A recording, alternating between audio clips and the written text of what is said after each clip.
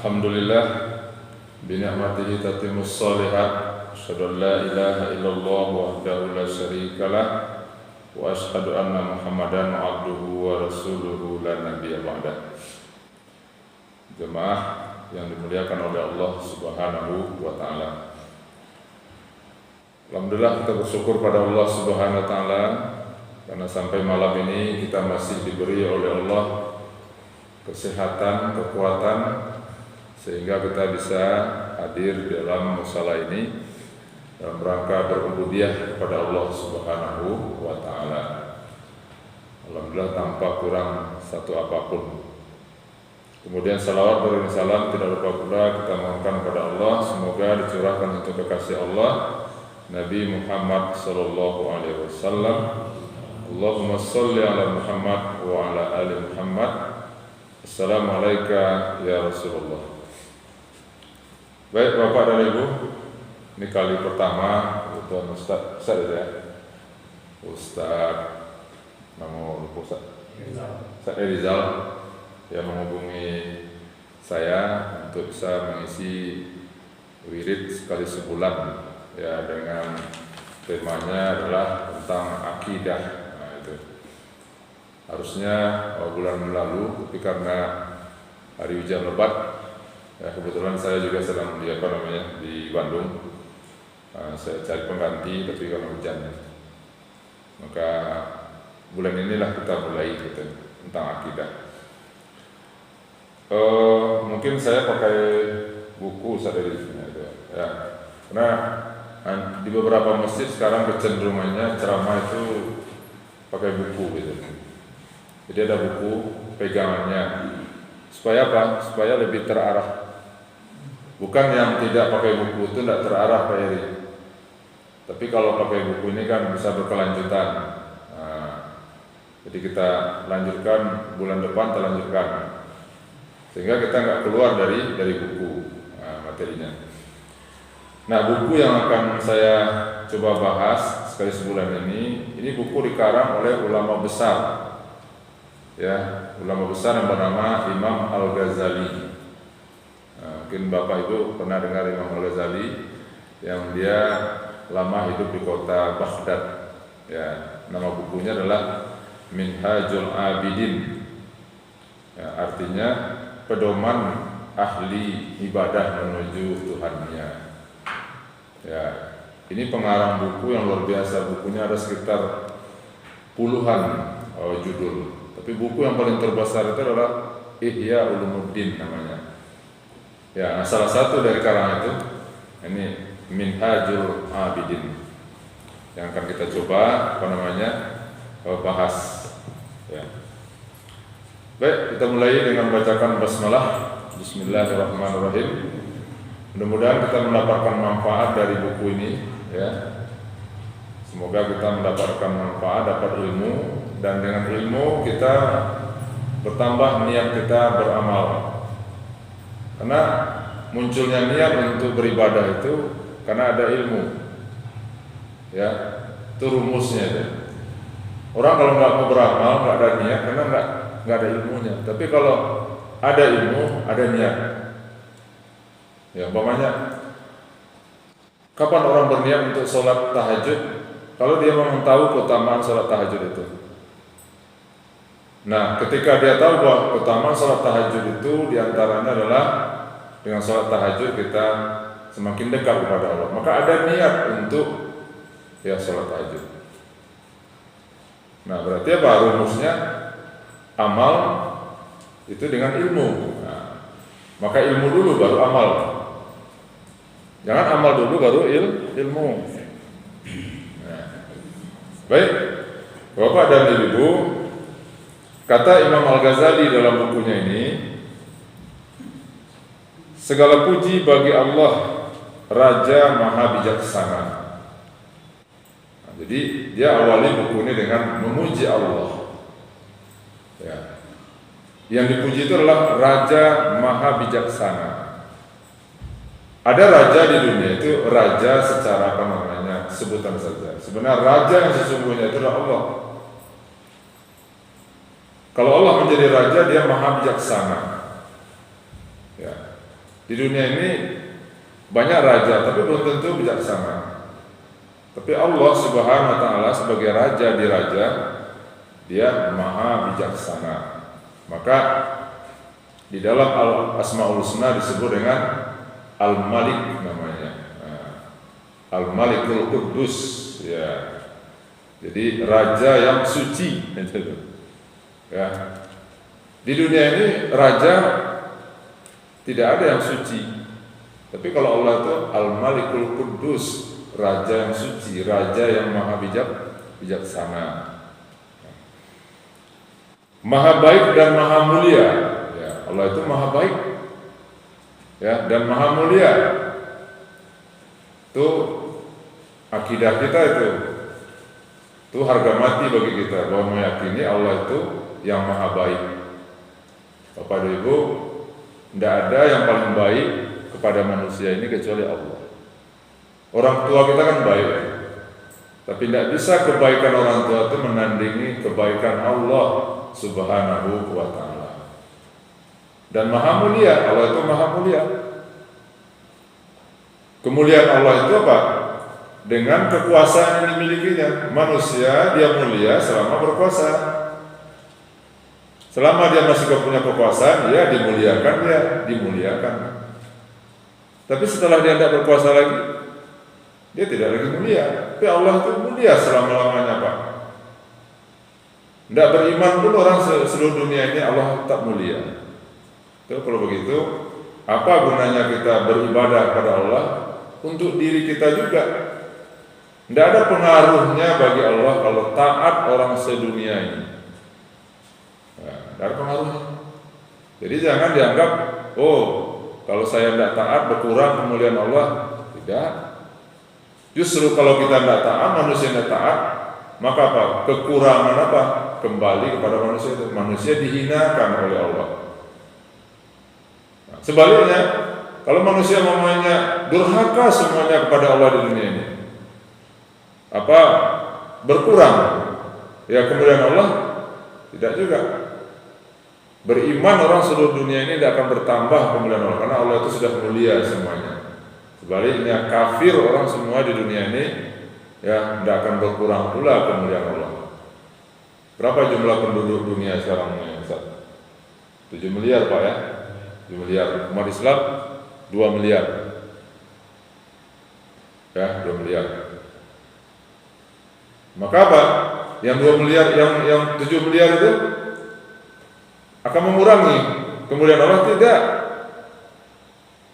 Kalau saya naik 7 miliar itu ya beriman semuanya, semakin mulia kalau Allah itu? Tidak. Makanya di dalam di antara Asmaul Husna itu juga Allah itu adalah Mu'izz. Ya, Allah yang memuliakan, tetapi Allah muzil. Allah juga yang menghinakan manusia. Kemudian apa lagi? Maha penyayang. Allah itu maha penyayang. Itu disebut dengan Rahman, Rahim, ya Bu ya. Yang kita baca dalam surah Al-Fatihah. Nah, Rahman, Rahim. Kasih sayang Allah itu tidak terbatas. Ya, tapi kalau kita menyayangi orang ada batasnya. Allah itu maha penyayang yang menciptakan manusia dalam sebaik-baik bentuk. Ya, dari semua banyak ciptaan manusia Allah Subhanahu wa taala, maka yang paling terbaik itu adalah kita manusia ini, Pak. Ya. Qad khalaqnal insana fi ahsani taqwim. Sungguhnya kami telah menciptakan manusia itu dalam sebaik-baik rupa. Ya, manusia belum terbaik. Tapi kata Allah, summa radadnahu asfala safilin. Tapi manusia nanti bisa juga jatuh posisinya kepada yang paling ya rendah. Nah, itu. Apa itu? Lebih hina daripada binatang. Nah, itu. Kapan manusia itu lebih hina daripada binatang? Dijelaskan oleh Allah dalam ayat. Walaqad zara'na li jahannama katsiran minal jinni wal ins. Telah kami benamkan ke dalam neraka jahanam itu kebanyakan dari manusia dan jin. manusia dan jin. Kenapa? Lahum qulubun la yafqahuna biha, mereka punya hati tapi tidak punya rasa. Kita diberi oleh Allah hati, Bapak-Ibu. Tapi hati itu tidak bisa merasakan kehadiran Allah. Ya, dibacakan ayat-ayat tidak tersentuh, itu hati tadi. Ya, punya hati. Walahum azanun la yasma'una biha, dan mereka punya telinga tapi tidak mendengar. Ya, walahum a'yunun la yubsiruna biha, mereka punya mata tetapi mereka tidak melihat. Ulaika kal an'am, kata Allah. Mereka itu seperti binatang ternak. Ya. Jadi bayangkan Bapak Ibu, diposisikan oleh Allah orang-orang yang diberi oleh Allah hati, diberi oleh telinga, diberi oleh Allah mata, tapi ketiga-tiga itu tidak bisa mendekatkan dirinya kepada Allah. Maka kata Allah, ulaika kal an'am, mereka itu adalah seperti hewan. Balhum adol, bahkan lebih hina daripada binatang. Nah, Bapak Ibu, ya, makanya nanti di dalam surah Al-Mulk ini ada ya ayat mengatakan bahwa ada neraka itu nanti khusus bagi orang-orang yang tidak menggunakan pendengarannya, tidak menggunakan hatinya untuk mendekatkan diri kepada Allah. Namanya neraka sa'ir namanya, Pak. Neraka apa namanya, Bu? Sa'ir. Neraka sa'ir itu khusus bagi orang-orang yang punya hati, punya telinga, tapi dia tidak menggunakan hati dan telinga itu untuk memahami ya tentang ayat-ayat Allah. Apa kata Allah dalam surat Al-Mulk itu? Wa qalu law kunna nasma'u aw naqilu ma kunna fi ashabis sa'ir. Mereka berkata, kalau seandainya kami ya menggunakan akal kami, menggunakan telinga kami, maka kami tidak akan masuk ke dalam ya neraka sa'ir itu. Jadi ada nanti khusus neraka itu bagi orang-orang yang punya hati, punya telinga, tetapi hati dan telinga itu tidak digunakan untuk merenungkan ya dan mendengar ayat-ayat Allah. Nah, ada pula nanti neraka itu khusus ya bagi orang-orang yang punya berakal tapi tidak menggunakan akalnya. Jadi ada pembagian-pembagiannya nanti dalam neraka. Nah, jadi itu kata Al-Ghazali. Kemudian apa lagi? Allah menciptakan langit dan bumi dan dengan maha kekuasaannya. Dia menciptakan langit dan bumi ini, langit 7 lapis, bumi 7 lapis, itu Allah yang menciptakan. Karena kekuasaan Allah. Nah, tujuannya apa? Supaya kita merasakan bahwa diri kita ini tidak ada apa-apanya, Pak. Penuh kesombongan doa manusia kena di hadapan Allah. Ya, barang mana orang kekuasaannya kuatnya itu di tahun 90-an ada petinju namanya Mike Tyson, si leher beton, 2 ronde apa dia, 2 ronde orang untuk KO mereka. Bikin ini, ya, kasihan kita melihat. Diberi gelar Abdul Aziz, gitu. Hamba yang perkasa, nama saja perkasa lagi. Ya. Bagi Allah gampang. Fir'aun berapa lamanya menjadi, bahkan dia katakan dirinya Tuhan, gitu. Tapi hancur, mati hanya oleh air, tenggelam oleh Allah di laut merah. Namrud, wah itu apa lagi? Sama, ya. Tapi matinya apa? Hanya oleh seekor lalat.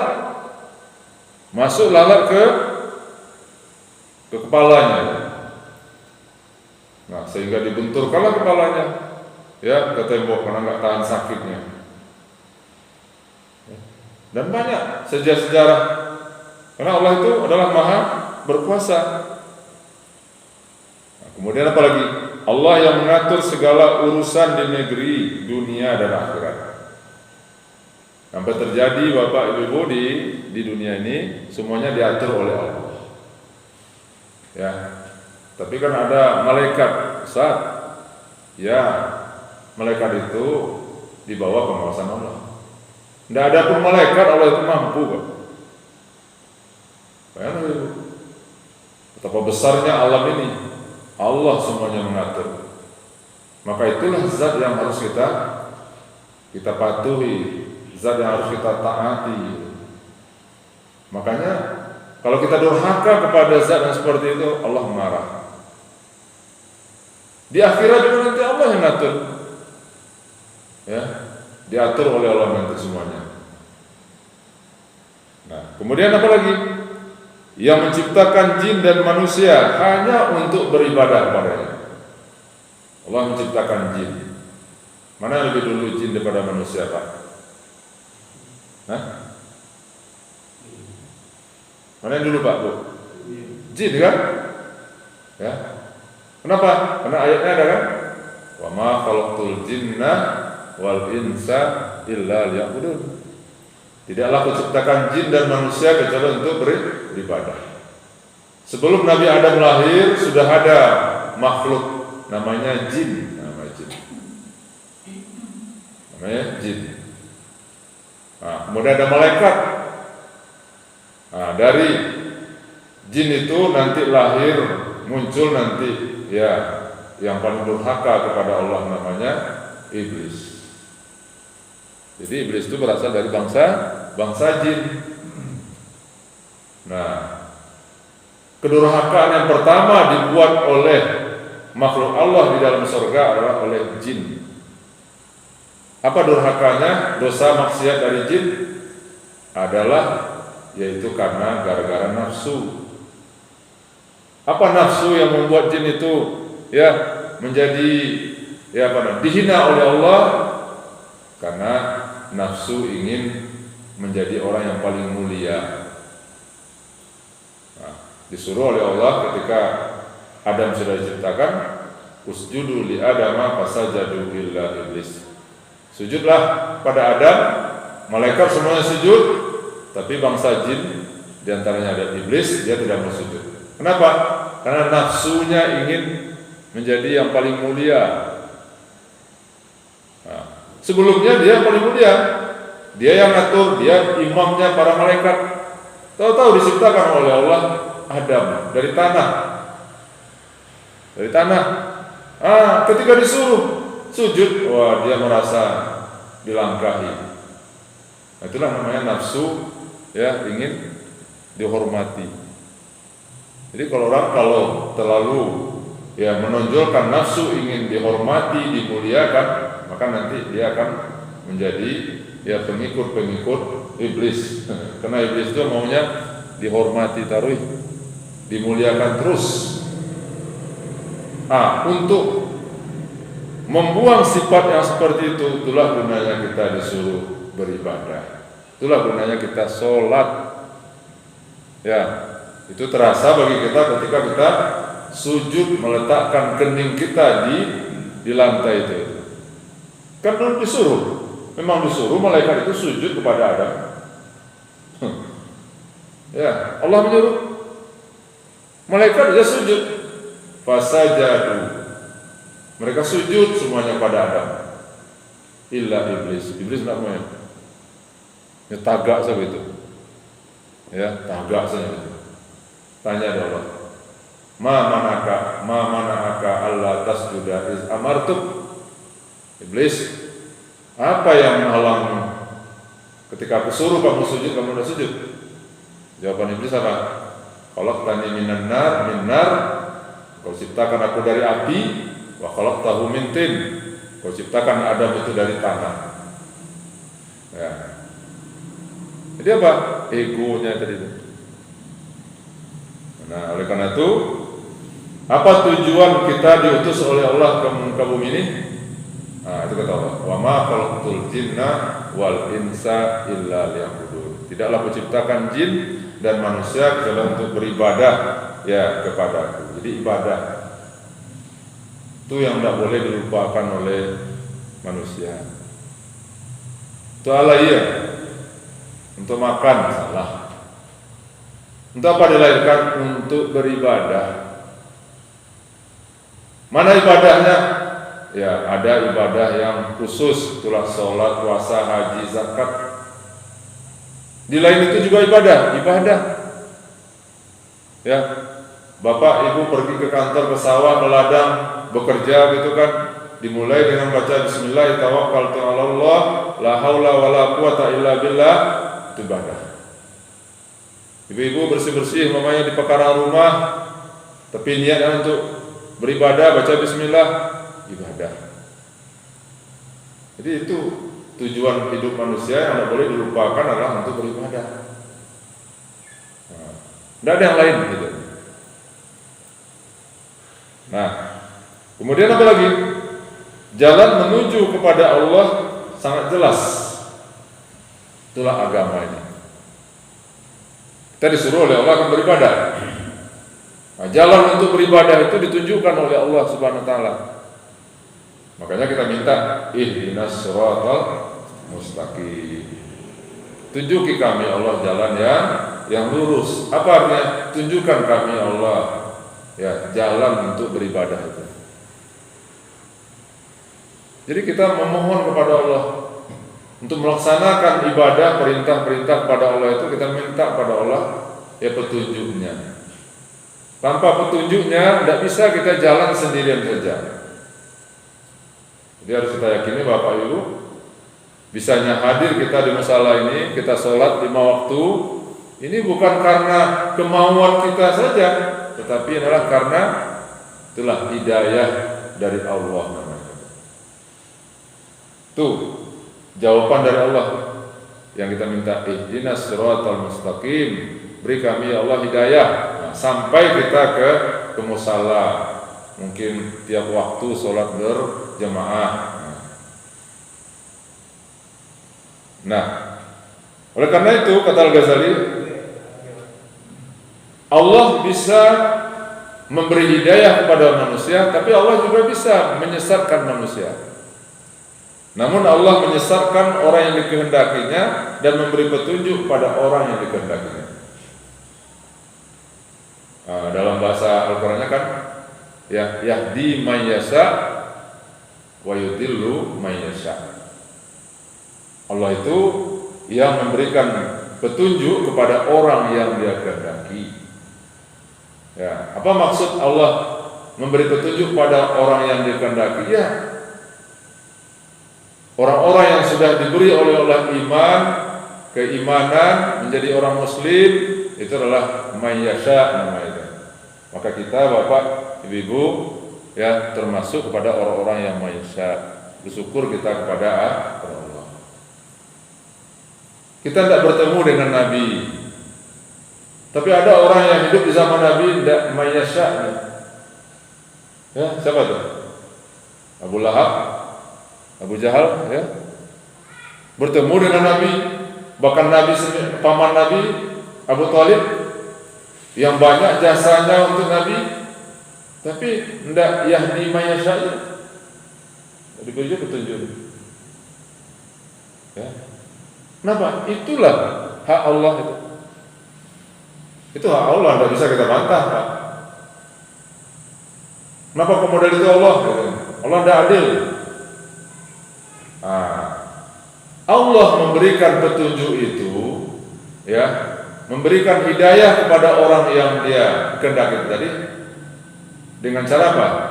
Didatangkan oleh Allah para nabi.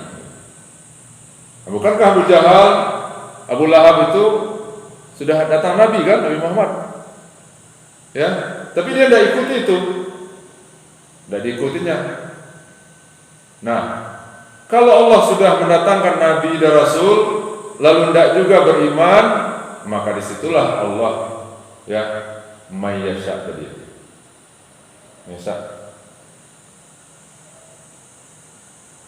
Bapak dan Ibu, itu makna may yasha tadi. Nah, sesudah Nabi siapa lagi? Ya sahabat, ulama-ulama. Apa tugas para ulama-ulama? Menggantikan tugas para nabi. Apa itu?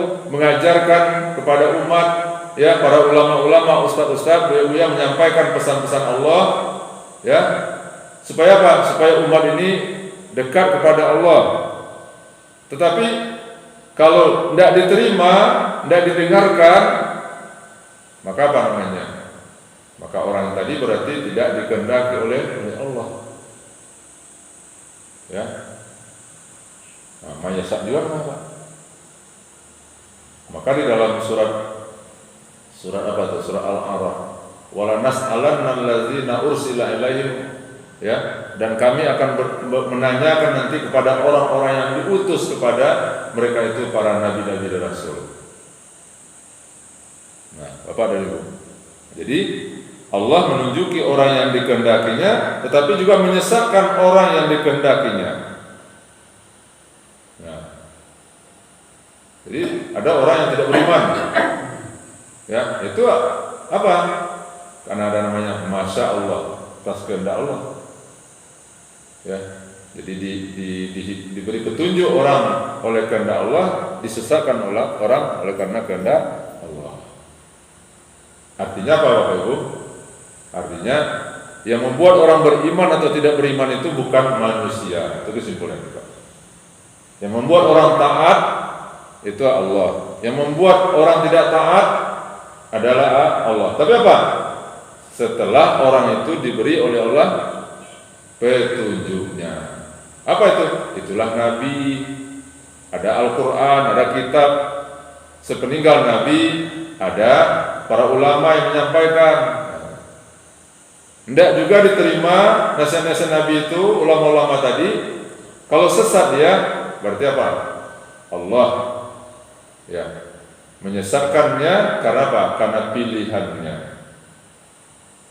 Jadi disitulah maknanya Allah itu maha adil, itu maha adil. Jadi bukan berarti ya, ambo sasek karena disasek oleh Allah. Ambo kok wasalahkan Allah. Tidak boleh model itu. Ambo taat karena ditaatkan oleh Allah. Yo, sasek Pak. Nah, kalau sasek tentu nanti ada yang berpikiran, wah, ambo sasek kan sasek oleh Allah. Maka apa? Maka ambo nanti bisa protes kepada Allah. Jangan coba-coba protes kepada Allah nanti. Kata Allah apa namanya?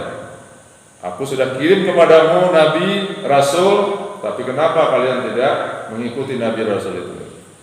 Nanti ada, Bu, di akhirat itu nanti orang coba-coba protes pada Allah nanti. Ya, coba. Ya, tapi dijawab, dibantah nanti oleh Allah. Nah, Bapak dan Ibu. Kemudian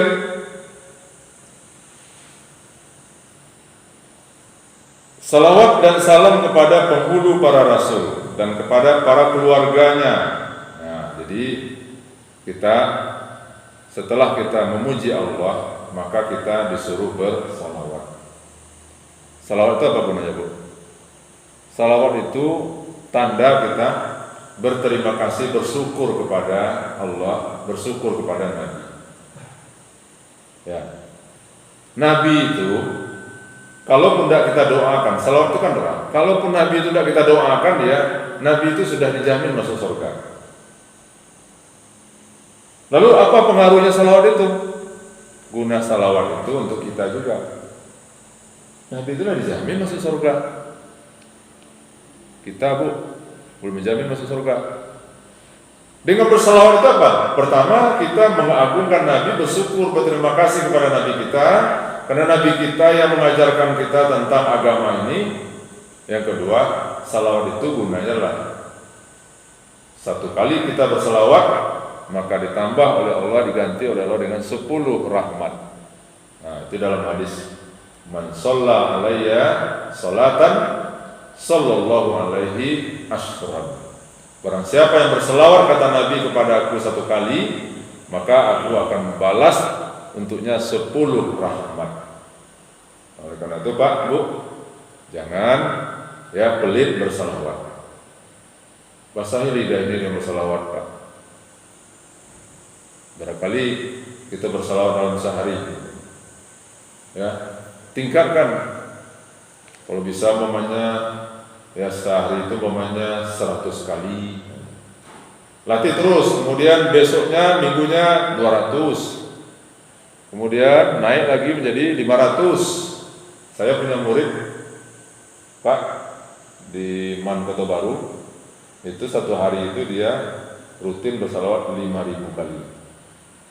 Nah, 5.000 kali. Ya Bu? Kali 10. Iya. Berapa Bu? 5.000 kali 10. Wah, itu. Rahmat ya. Saya tanya sama dia, gimana cara kamu berselawat? Ngitungnya, dibelinya itu alat yang digital itu. Ada cincin itu kan, yang harganya mungkin berapa tuh? 20 ribuan itu ya. 25. Pakai itu dia berselawatnya. Kapan dia berselawat? Mau tidur katanya. Mau tidur dia berselawat 5.000 kali dia pakai itu. Anak muda Pak, Bu. Salawatnya 5.000. Kita salawat kita berapa sehari? Berapa Pak? Oh ada Ustaz, dalam sholat, di luar itu ada salawat? Ada? Berapa jumlahnya ditingkatkan? Nah dihitung Bu. Apa gunanya menghitung itu? Supaya kita tahu kekuatan kita, supaya kita tahu berapa sih ya mampu kita berselawat itu. Dengan kita menghitung itu ada motivasi dalam diri kita ya. Tapi tidak usah dihitung, orang tidak bahagia Ustaz. Dihitung ya. Sahabat-sahabat dulu, para ulama-ulama dulu, mereka hitung ibadah-ibadah mereka itu. Ada sahabat Nabi yang bernama Abu Hurairah. Setiap akan tidur itu dia berzikir itu 1000 kali, istighfar 1000 kali mau tidur. Nah, pakai apa dia? Dulu belum ada tasbih. Nah, dia ambilnya tali. Dibuatnya setiap tali itu ada buhulnya. Bayangkan ada 1000 mau tidur, itu panjang tali itu. Nah, sekarang kan sudah ada tasbih. Atau sekarang pakai itu alat hitung tadi, digital tadi. Ditiru itu Bu, Pak. Mau tidur itu ya. Berzikir dulu mau tidur itu. Terserah mau apa namanya, mau astagfirullah boleh, subhanallah, alhamdulillah, wala ilaha illallah, atau salawat mau tidur itu. Supaya Pak, kalau kata Nabi itu, seseorang yang mau tidur itu dia terlebih dahulu berzikir, maka nanti ketika tidur itu ruhnya ya bertemu dikumpulkan oleh Allah dengan ruh-ruh orang yang memang berzikir mau tidur. Tapi orang yang mau tidur tidak berzikir dulu beda nanti. Nah, jadi di samping kita bersyukur, bertahmid, kita juga bersalawat. Nah, salawat itu kepada siapa? Kepada para nabi, nabi dan rasul dan keluarganya, ya keluarga nabi. Nah, makanya kita baca salawat itu apa Pak? Allahumma sholli ala Muhammad wa ala ali Muhammad, ya. Kepada keluarganya. Kenapa? Karena keluarga Nabi itu adalah orang-orang berjasa untuk Islam. Keluarga Nabi itu orang-orang yang berjasa untuk Islam ini. Ya, mereka ikut berjuang untuk memperjuangkan Islam ini. Pada siapa lagi? Kepada orang-orang yang soleh, orang-orang yang baik, ila akhir zaman, sampai kepada akhir zaman kita mengirimkan salawat, doa. Itu hebatnya agama Islam nih Pak. Ya, orang kalaupun udah meninggal ya Bu, ya udah wafat dia puluhan tahun, ratusan tahun, tapi dia didoakan oleh orang Islam yang masih hidup. Itulah rahmat Islam itu. Maka doanya kan begitulah, Allahumma fir lil mu'minina wal mu'minat wal muslimina wal muslimat al ahya minhum wal amwat. Itu Islam itu. Nah,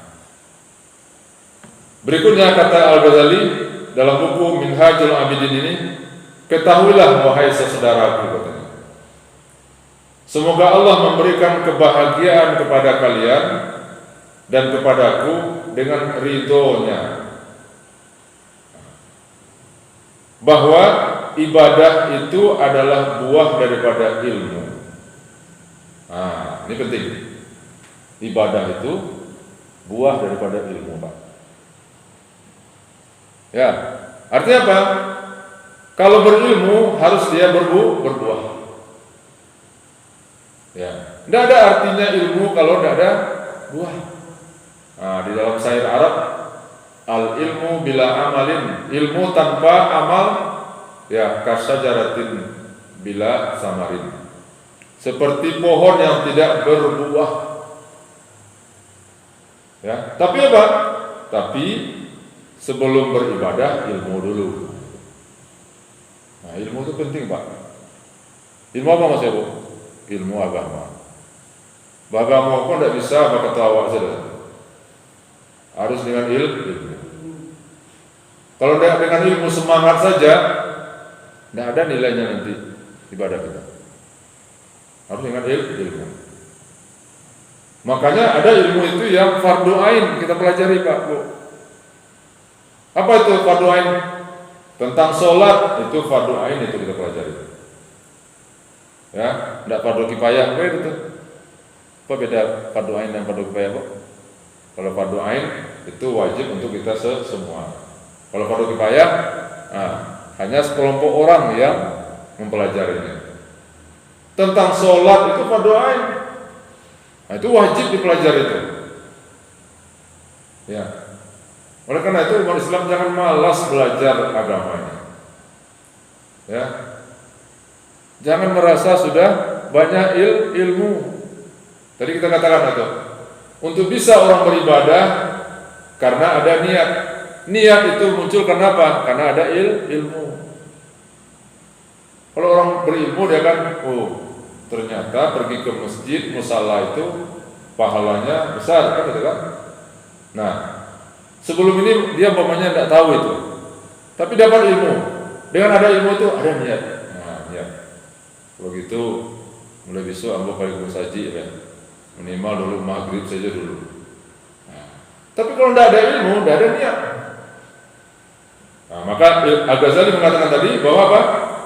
Ketahuilah bahwa ibadah itulah buah daripada ilmu. Jadi Bapak Ibu, setiap bertambah ilmu kita, hendaknya bertambah pula ibadah kita. Ya. Jangan ilmu tinggi tapi ibadah kurang. Banyak orang sekarang, Pak, sekolahnya tinggi, Pak, S1, S2, S3, profesor, tapi dia ibadahnya, ya kan? Nah, itu nggak masuk kata Ghazali. Ya, kalau seperti itu sama seperti pohon di depan rumah kita, saruk kan banyak itu, nggak ada buah, itu aku mau tabang kan. Jadi, tapi kalau kita banyak ilmu, banyak ibadah. Kenapa? Karena ibadah itu buah daripada ilmu dan manfaat umur. Jadi umur ini harus bermanfaat. Ya, untuk apa gunanya umur panjang tapi tidak ada manfaatnya? Maka Nabi mengatakan, ya, khairukum man tala umruhu wa hasuna amaluhu.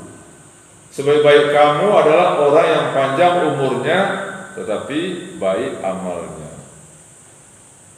Kita umat Nabi Muhammad ini sudah dipatok oleh Nabi itu. Berapa umur umat Nabi ini, Bapak? Kata Nabi, akmaru ummati baina sittin wa sab'in. Umur umatku adalah antara 60-70. Lewat dari 70 itu udah bonus itu. Ada apa Pak Ibu yang lalu mau 70 nih, Pak? Pak berapa? Lah 70 Pak. 86. Iya tuh. 85 Pak. 85. Udah banyak bonusnya Pak ya. Banyak bonus namanya. Kata Nabi tadi antara berapa? 70 itu Pak. Nabi berapa? 63. Nah, orang dulu ya umurnya panjang-panjang. Ya. Maka karena itu ibadah itulah merupakan buah daripada umur. Nah, sebaliknya kata Nabi, Ya, wasarrun nas, seburuk-buruk manusia adalah orang yang mantola umruhu wasa'a amaluhu. Umur panjang tapi amal tidak ada. Rugi. Padahal nanti akan dipertanggungjawabkan di hadapan Allah. Aku kasih kamu dulu umur 70, 80, kemana kamu pakaikan umur itu? Kata Allah.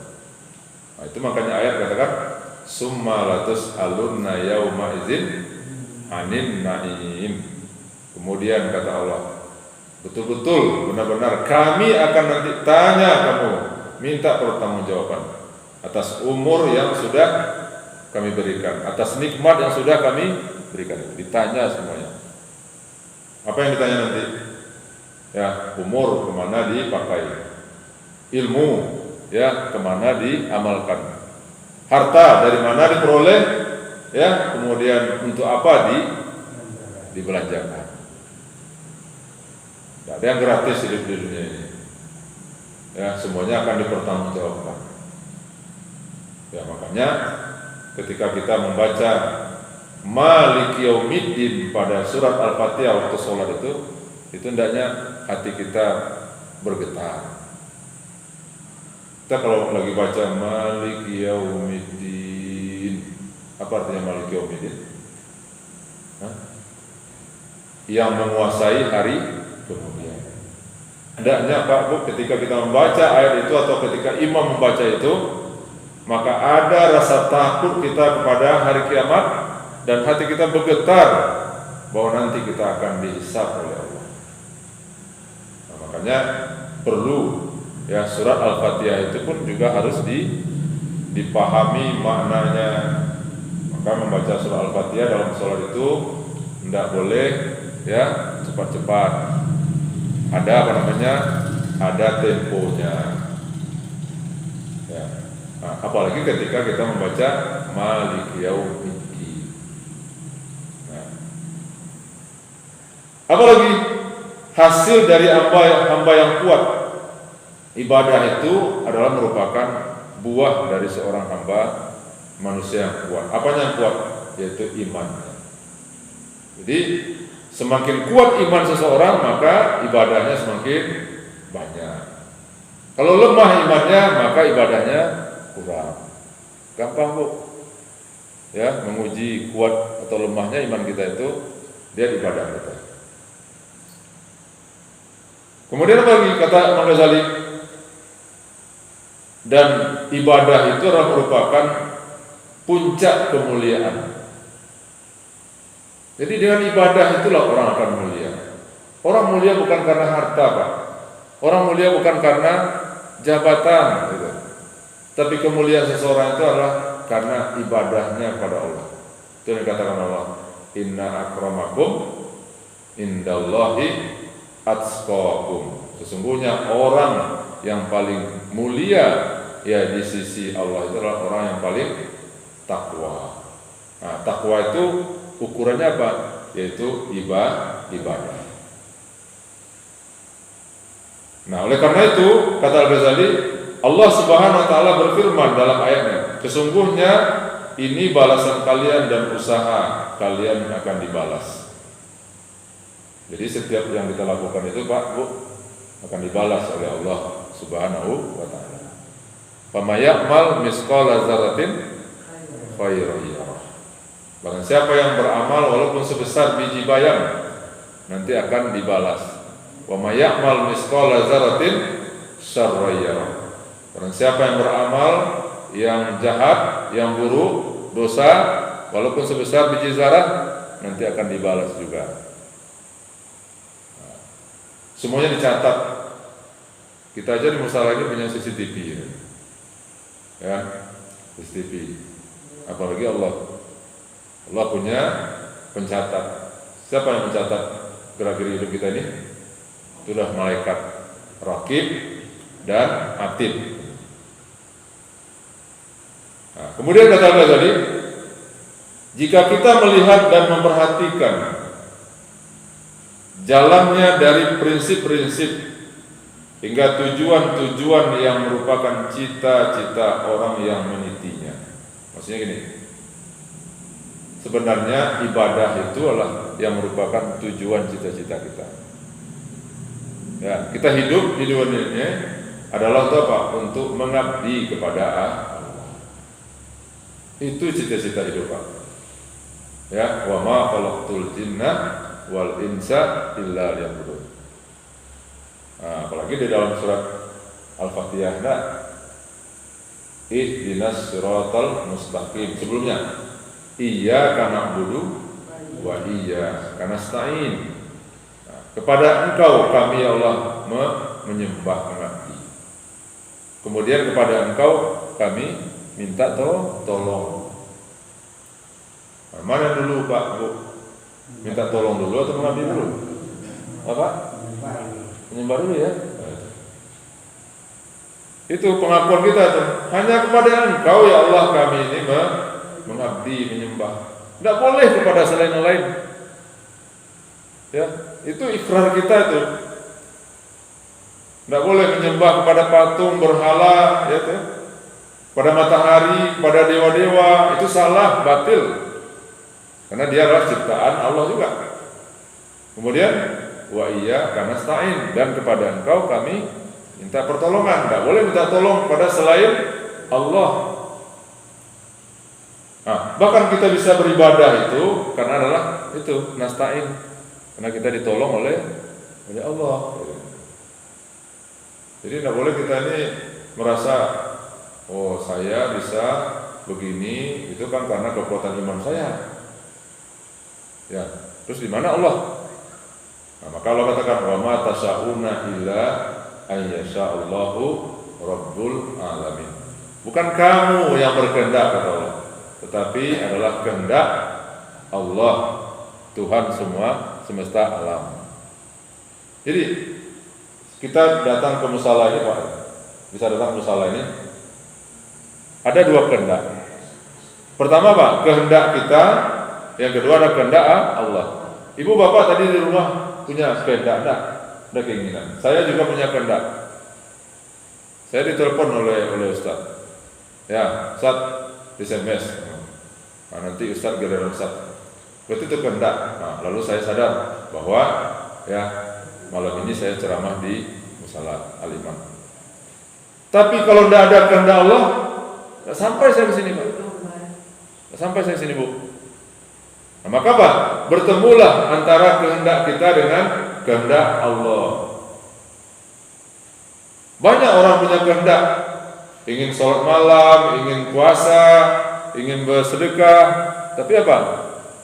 Kehendak dia, tapi Allah belum berkehendak. Maka itulah gunanya kita meminta kepada Allah, ya, bagaimana kehendak Allah itu sampai ya kepada kita. Itu disebut dengan taufik namanya Pak. Taufik itu apa namanya? Itulah adanya dorongan dari Allah. Banyak orang yang tahu Pak, banyak orang berilmu itu. Orang tahu, oh sholat berjemaah itu apa? 27 kali lipat apalagi di masjid. Tahu orang. Udah berilmu orang itu, tapi apa? Tidak ada taufik, tidak ada kehendak dari Allah Subhanahu wa taala. Oleh karena itu, minta itu taufik itu. Minta supaya Allah berkehendak, ya, kita bisa melaksanakan kehendak kita itu. Nah, itu disebut dengan dalam tauhid namanya iradatullah, kehendak Allah. Ya, kita berkehendak, Allah juga berkehendak. Kehendak kita itu ya itu berdasarkan kehendak Allah Subhanahu wa taala. Nah, malam ini ada kehendak Allah pada kita, Bu. Sehingga apa? Kita bisa hadir di musala ini dalam rangka menambah ilmu. Banyak orang yang tidak dikehendaki oleh Allah. Mungkin orang juga tidak punya kehendak. Nah, ada orang punya kehendak, tapi dia tidak bisa sini, mungkin karena sakit. Tapi ada juga orang yang tidak punya kehendak sama sekali. Tidak ada niat gitu maksudnya. Tidak ada harapan, tidak ada ya cita-cita untuk datang ke masjid atau ke musala. Maka apa? Karena tidak ada kehendak, tidak ada niat, ya Allah tidak ngasih kehendaknya. Maka oleh karena itu apa? Perbanyaklah kita itu berniat. Itu makanya kita disuruh oleh Allah, oleh Nabi kita supaya memasang niat. Ya Bu. Nah, di dalam hadis kan ada tuh. Ada hadis yang cukup panjang. Kata Nabi, sab'atun yuzilluhumullahu yawma la zilla illa zilluh. Ada 7 ya kelompok nanti di padang mahsyar itu yang akan dapat naungan dari Allah. Jadi nanti di padang mahsyar itu kan panas Bu. Sehingga karena panasnya orang berkeringat, sehingga keringat itu nanti menenggelamkan orang nanti. Jadi banjir keringat karena panas. Tetapi dalam hadis itu di antara yang 7 itu yang akan mendapatkan nanti naungan, yang lainnya terusir. Nah, siapa itu? Rajulun mu'allaqun qalbuhu fil masajid. Orang yang hatinya disampurkan di masjid. Hatinya terpaut di masjid atau di musala. Apa maksudnya? Ada niatnya, ada kecintaannya kepada masjid, untuk datang ke masjid, ke musala, untuk berjemaah, beribadah. Nah, bagaimana caranya supaya hati kita ini terpaut, tersampui di masjid musala? Nah, caranya adalah nanti Bapak keluar dari musala ini, pulang dari musala ini, nah di pintu itu niatkan, minta pada Allah. Ya Allah, semoga sholat subuh besok saya bisa lagi sholat di sini atau di tempat lain. Sudah nanti sholat subuh, keluar dari masjid musala, minta lagi pada Allah. Ya Allah, izinkan aku, semoga sholat zuhur nanti saya bisa juga sholat di masjid musala. Sholat zuhur nanti keluar dari pintu, minta lagi pada Allah. Semoga ya Allah sholat asar nanti saya juga bisa sholat di masjid musala. Asar nanti keluar, minta lagi kepada Allah di depan pintu itu. Semoga ya Allah maghrib nanti saya bisa sholat ya di masjid musala. Begitu seterusnya. Itu namanya kita ya memasang kehendak namanya. Ya, berniat. Nah, kalau kita sudah berniat, nah nanti Allah dengar. Maka apa? Diberilah oleh Allah kehendak tadi. Nah, jadi itulah dulu Bapak dan Ibu ya kaji kita pada malam ini ya, pengantar dari kitab yaitu Minhajul Abidin ya, yaitu pedoman ahli ibadah menuju Tuhan. Gimana Ustaz? Tidak apa-apa pakai buku Ustaz? Ya Bu ya, biar terarah. Mohon maaf apabila tidak. Assalamualaikum warahmatullahi wabarakatuh.